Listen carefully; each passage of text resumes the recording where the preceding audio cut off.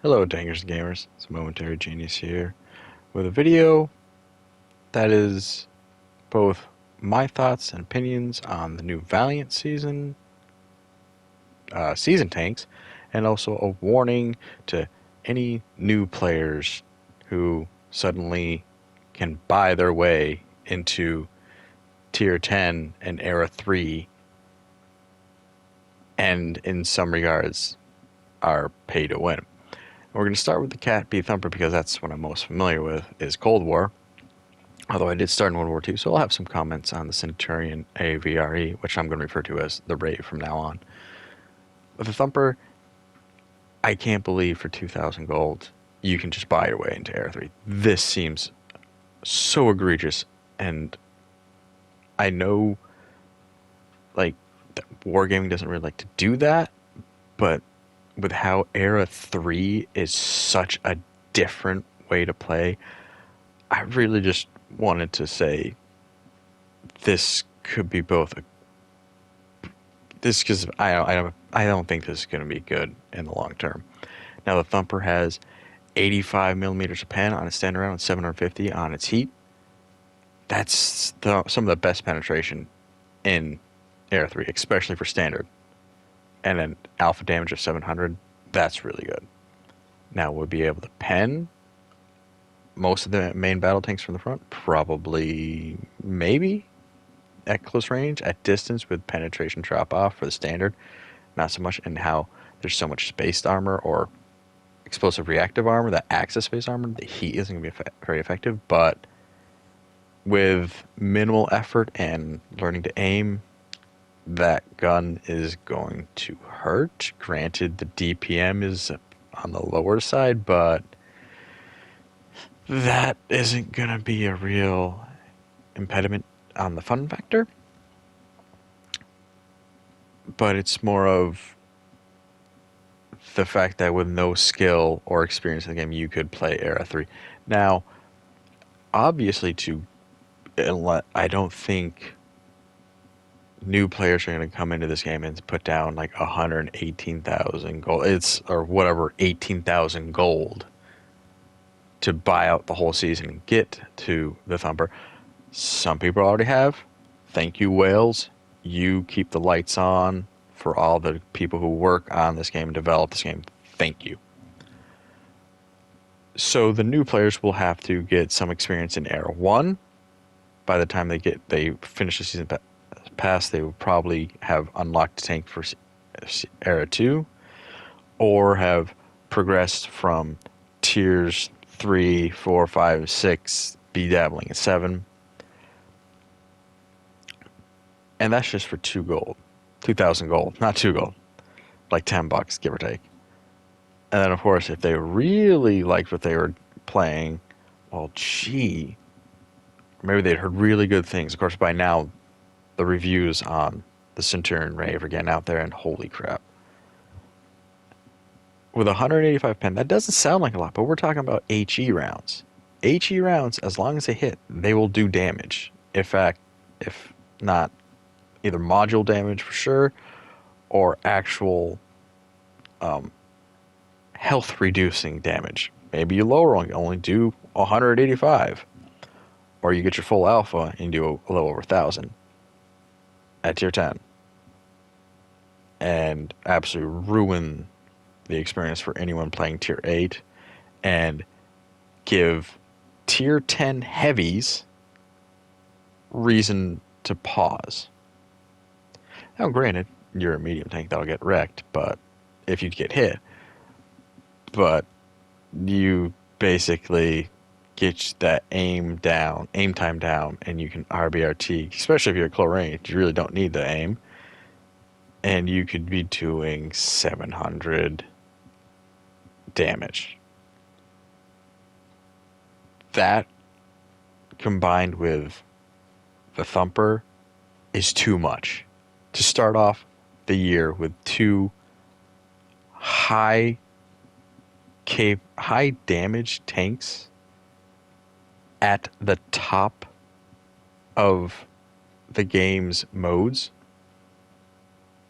Is literally the definition of pay to win. Like, this is too much. Like if they'd have made the Thumper the Ultimate Season Pass, and then had some old World War II tanks, or they dusted off the T95E3, the T95E35, 3E5, whatever.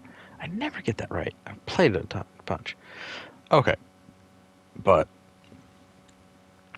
now, do I want to get the Ceturion AVRE? No, so I'm probably not gonna buy the Ultimate Season Pass. Will I definitely keep an eye out for that and giveaways? Sure.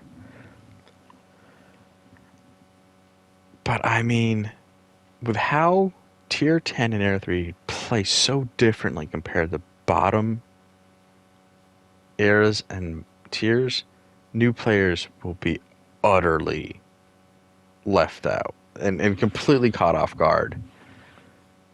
Because, maybe they'll have fun. Because they're gonna go boom and big damage. Because, derp is good, derp is life. Thanks, Betty360, for that. But for the rest of us, it's like, that's gonna upset the regular players, but at the same time, as new players go to any other tank and see how it plays vastly differently, it's like, I don't know, I don't understand why this tank is not like this tank. Why don't the tanks tank? And that's just a new player experience. Then you have the old guard, the World War II purists who will lament having a point and shoot, anyone can have this tank, which I agree, I understand. But then if, for whatever reason, I know what reason, they want to prove themselves right. They hate Cold War mode. They've thought it was stupid from the beginning. They think it degrades the game. That distracts the developers from focusing on the core problems of the game. And it's just not what World of Tanks is about. So they'll come to Air 3, free of charge practically, not earn it, not understand any of the mechanics, have no experience with the comprehension of missiles and stuff, and they will get wrecked.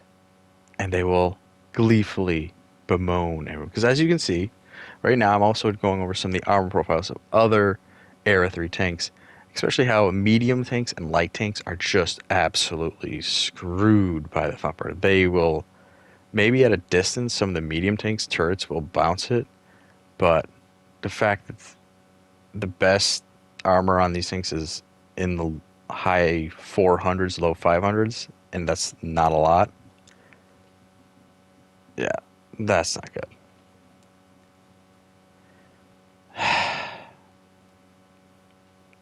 Sometimes you can tell the money was too much of a driving force. Now, the quality of life changes. That's great. Awesome. Thank you for that. But, sometimes you maybe have gone too far with this. And I'm going to play some Era 3 here shortly to at least show to you new players what the experience is like. And yeah, the experience this is where a lot of the World War II purists call Cold War mode is just go-karts with guns. And they're not necessarily wrong. You have to realize in Era 3, the average speed for almost every tank is about 60 to 65 kilometers per hour. That's your main battle tanks. And then as you get upgrades and you put on perks, equipment and stuff, you can easily get 70, almost 80 going downhill. Again, that's your main battle tanks. Then you have your light tanks, which in some cases can barely keep up with the main battle tanks or are being run over by the main battle tanks.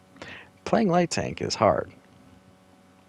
And then of course being bottom era and like the Leopard 2 here can be equally as hard because, well, you have certain vague attributes of the top era, like maybe you have the same speed or you have the same gun, but you won't have the armor.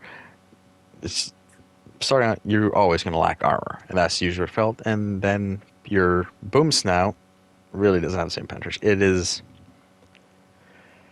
It's not fun. Always. Sometimes, not always. But because it's also in Era 3, sometimes you get that hard-fought 10-minute, it's a proper, what we consider proper, tank-on-tank battle. None of this running around, lemming train, battle train, wolf pack, crushing defeat. But for the most part, one team goes one way, the other team goes the other way, which, so for whatever reason, the other team catches the other team at the right spot, and they crush them. How the RNG makes it so obvious that within 4 minutes, one team has 12 tanks and the other team has lost by complete team destruction, I still don't understand. Some people like to find out how is that even possible. You mean to tell me that a team of 15 tanks or this one group of 10 tanks were only able to take out 2 of the enemy teams before their team lost? I don't know. Yeah, that will happen, new players. Please be aware of that. Learn to accept it. And here we are in Mannheim, which is, no one likes this map. It technically, yes, it works, but as a city map, these tight corridors and ambush setups can be very frustrating for both teams. Now we finally make contact with the enemy team, and the problem with the tanks that can do 7 kilometers per hour and you're trying to hold back and trying not to be the first in is like, well, you can just keep up. And suddenly you're like, oh yeah, we're right at the front line. I don't have the same armor profile. It's weaker.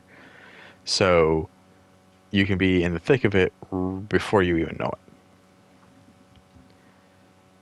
So if you're maybe you've been playing the game a couple months, but you've been playing World War II, and suddenly, like, well, I've got this Cold War tank. It's Era 3 with a 65% silver bonus. That also is a bit much, but hey, if you do bad, you're probably still going to make silver. And that will help cushion a little bit of the pain you will feel from the suffering that you may endure in Era 3. Because in Era 3, the thing is, now this is where that 854 penetration kind of helps reduce the amount you need to learn about armor profiles, but for most other tanks, you have to learn armor profiles. You have to occasionally go back and be like, all right, wait, what's the Leopard 2A5's front turret like? Oh. What's the Challenger 2 like? Wait, what's the M1's armor profile? Wait, where is it, the lower plate or the top plate? That's the soft one. It's a reverse of those. And you have to do that sometimes. Even I strongly recommend, before you jump into Era 3, go on YouTube and look up how to pen videos. Mystical Ben has a great amount of them. Slap a Fish Jr.'s done some. I recommend you check those out. Learn your tanks, basically. Yes, there is some thought to this game, even though it will boil down to basically go-karts. As you can see here, it's now 11-5. And we're now at the point of, I'm running around trying to get damage because holy crap, the wolf pack has gone full battle train, just steamrolled. Damn, how many more metaphors can I awkwardly shove into this? So now I'm running around, and as long as you're from the side and definitely from the rear, RB, RT, R1, R2 will work. It's from the front where you really shouldn't do that, especially with main battle tanks. Some medium light tanks, unless the RNG does that whole weird light tank bounce where you just hit them at the right angle, you should be fine. Because again, light tanks don't have armor. So now here I am running into things as I'm just rushing to try to eke out some more damage, and what we're going to come up against is the remaining Thumper and a Leopard 2A5, I think it was, maybe 2A4. There's the Thumper. I take a quick shot, don't get it, but he certainly gets a chunk of me. Thankfully, I think he may have been a little low roll. He did get some of my turret armor that slowed down his round, but he's still penned, and thankfully I did my best to conserve my health for the end here, so at least I don't lose money on having to replace or fully repair a tank. But now the problem that sometimes happens, especially with air, is just the scramble to get that last little bit out. This is like the curse of being the winning team, of like, too many of you have won, so and then you'll look at your team stats and like, oh, I did 2,500 damage, but the MVPs and whatever, okay, yeah, I got third with 3,000. I was low tier, a low air tank, so that happens. Then you'll look and see one of your MVP got like 8,000 damage. How did he do that? How did he get there? So frustrating. Because like, I wanted that damage. That should have been my damage. Now, speaking of the suffering of light tanks, I'll take out the VFM5, which the problem with light tanks is, except for the BMP-3, which its missiles can be very devastating, unless you miss, which can definitely happen, or you bounce, you don't pen because of space armor and whatever logic, but you can easily delete a tank in one shot in certain scenarios. That's not so much here with the M8 AGS and the VFM5. Their boom snouts are 105 caliber, and you really barely get to 500 alpha or 500 pen, and then you're having mediocre damage alpha, or like barely 500, more in the 400s. It's light tanks and everything. You really do have to think about where you're going and what you're doing with your tank, and it's really advisable that if you're used to like the whole spotting component of light tanks, especially if you're from World War II, it's really not advisable to do that, because again, you will be sometimes you're keeping up with your team, or you're being possibly outrun by your team, because the MBTs are so fast and they will make up the broom because they can almost do everything. So by the time you've spotted a tank, they've also spotted you. And the light tanks, as I said, you maybe can outrun a shell, but once you're detected, you're an easy target because everything penetrates you.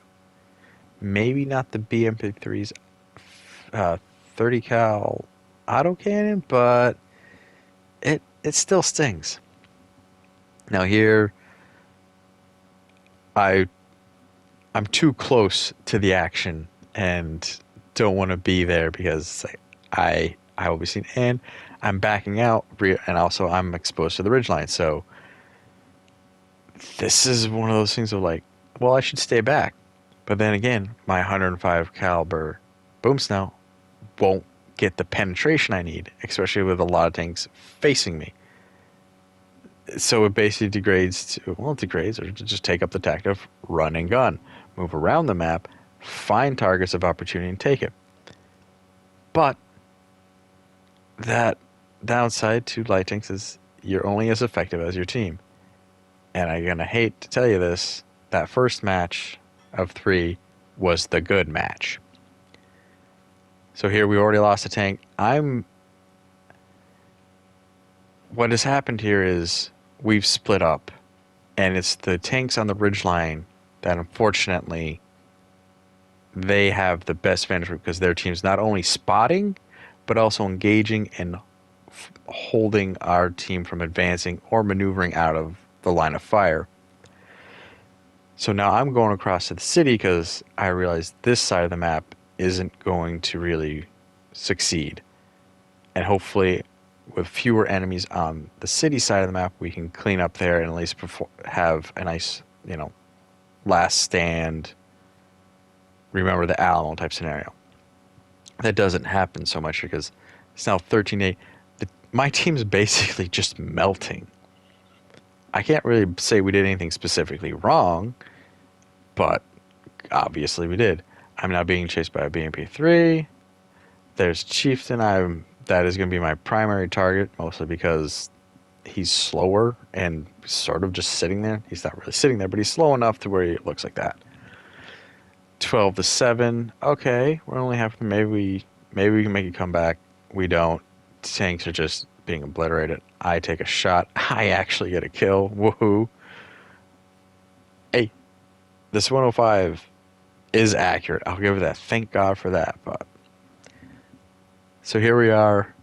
We're barely 4 minutes. We're not even 4 minutes in, and we're already about to lose. Maybe we'll make it to 5. No, down to 3. Take notes, new players. This is kind of how it ends up devolving into. There are 3. I'm on fire, and I'm out. There's the chieftain I was trying to take out. He got me. I didn't get him. And all I could muster up for all my efforts, all that running around like a chicken with his head cut off practically, was 1,000. Almost 2,000. Okay, over 2,000 combined, but it was hard to achieve with a team that was almost seemed to be from the start of the match destined to fail. And on to the next match. I'll take out the T-72BU.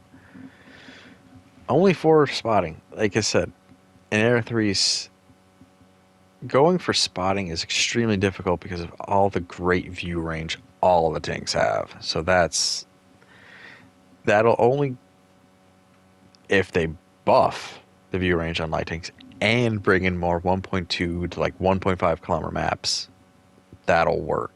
That could, maybe the light tanks could return to that original spotting role, but with all the great tanks in Air 3, it's hard to be the best or have the best tank. So now I'm going to take out the T-7BU. Don't let the bright pink camo get you all excited, or you think I'm an idiot, because actually the 30-day limit on the camo is about to run out. I'm going to go in with standard camo. The T-72BU is, in my opinion, still the best all-around new player-friendly tank, because once you get the T-72A at the start of, or the beginning of Era 2, middle of Era 2, these tanks, their dynamics get better, but they don't necessarily change too drastically, so you can be very comfortable in any iteration of the T-72. Here we are on Fred Bang. I thought I was going to do something really clever here and not go right for the middle of the map. I was going to go along the side and take up kind of a sniping position.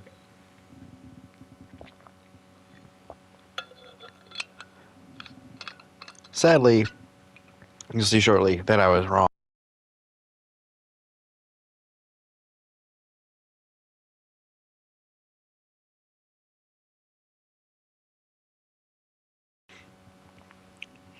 So as you saw there, I was about to follow that Thumper, but then he paused and looked confused.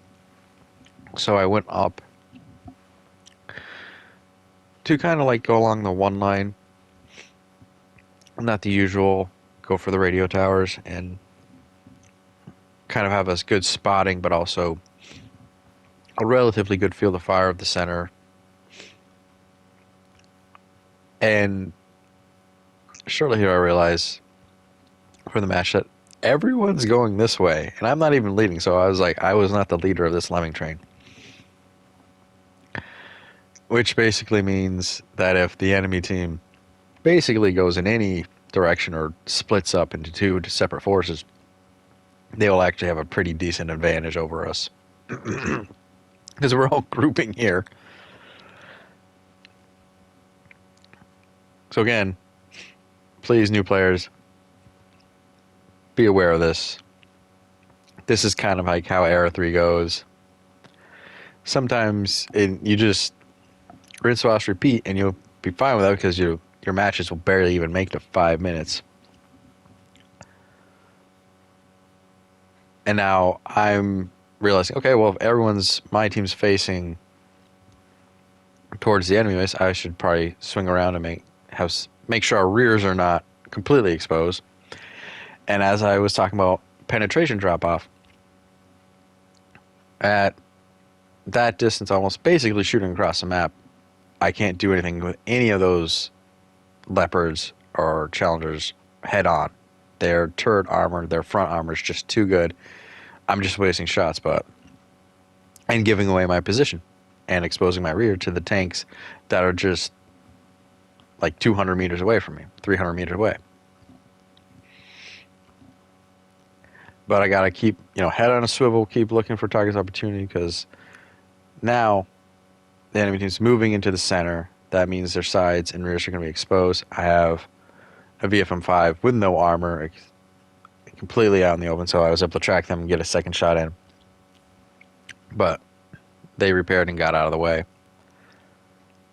And as you can see, from that same distance originally, where shooting a tank head on yielded nothing, broadside shots thankfully worked.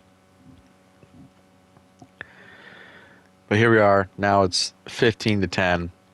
We're losing. Thankfully, we've taken out one of their tanks.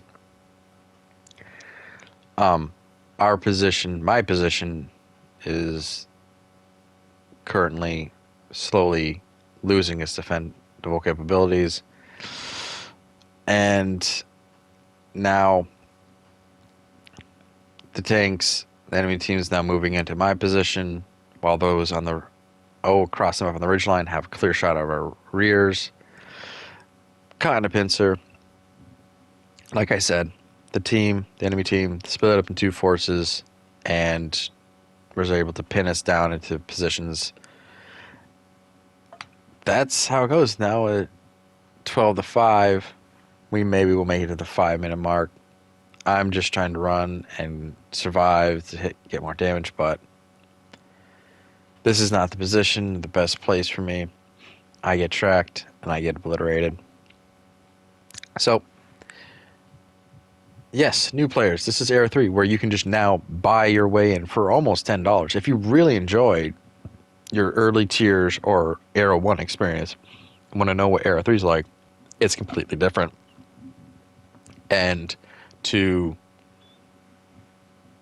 the World War II purists who now get to jump in and further strengthen your bitching, yep, it's go-kart with guns. We just run around R1, R2, rock back and forth in RBRT.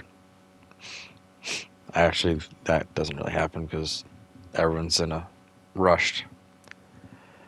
I'm not sure these two premium tanks should have been put in the same season pass or should have been made available in season passes altogether. I think maybe they should have been sold separately with high price tags for the capabilities they possess. Now, the Thumper, I think, is probably going to be more balanced than the Ceturion RAVE. But just giving the children keys at the Ferrari is not a smart move.